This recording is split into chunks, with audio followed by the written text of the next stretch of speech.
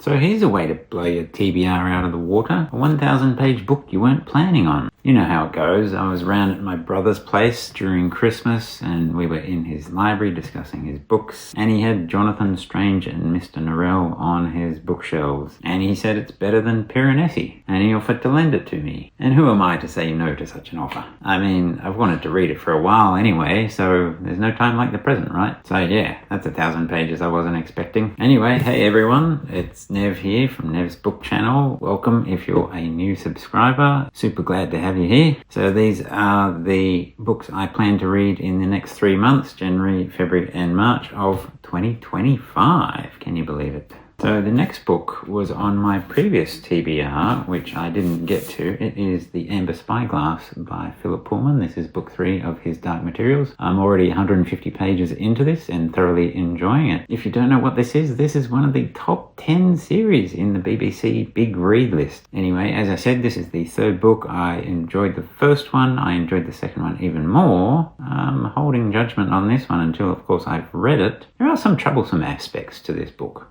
but it is enjoyable to read, and I'll talk about all those when I review it. Okay, next up is another one that was on my TBR from last time. It is 3001 by Arthur C. Clarke. This is the last in the 2001 series, which I've thoroughly enjoyed. So I'm looking forward to seeing what he does with this one. This is a big leap from 2061. So what happens in 900 years? Okay, on to the rest of the TBR pile, and these are actually all continuing series. I did a video of all the series I'm continuing and I plan to read in 2025, and I actually put them all into a spreadsheet and I totaled up all the pages of everything if I was to do that, and it actually came out at about 16,000 pages. And last year I only read about 12 or 13,000. So it's a bit ambitious, but it's good to have goals, right? The next one up is The High King by Lloyd Alexander. This is book 5 in the Prydain Chronicles, and it is the last one. These were written in the 60s, and I really enjoyed book 4, so I'm hoping that book 5 is more of the same. I'm continuing with How to Train Your Dragon. This is How to Cheat a Dragon's Curse by Cressida Cowell. This is book number 4. Just continuing on these. These are light, fun reads. Next up is The Long Dark Tea Time of the Soul by Douglas Adams. So this is the second Dirk Gently novel. There are only 2, although there is The Salmon of Doubt, which is kind of a partially completed Dirk Gently novel. And this is continuing my read-through of basically all of Douglas Adams' books, although I don't have some of them, like I don't have Last Chance to See. I guess you could say it's Douglas Adams' fictional works that I'm reading through. I haven't read his non-fiction. Anyway, the first one was enjoyable. This is actually going to be a reread for me. I have read these before, but it's been many, many years since I read them. So after I read this, I will be reading The Salmon of Doubt. I'll be continuing my read-through of Fighting Fantasy. This is book number 3, The Forest of Doom.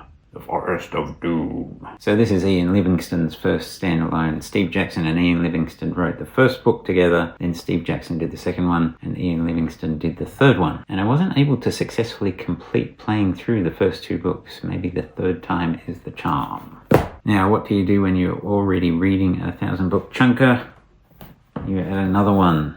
This is The Confusion by Neal Stephenson. This is book 2 in the Baroque cycle. This is 800 pages, but they're like big pages. So I don't expect to actually finish this by the end of March, but I should hopefully at least start it. I am looking forward to this. The first one, I do like Neal Stephenson, but the first one was a bit kind of directionless, I felt. And so I'm hoping that this one is a step up from that.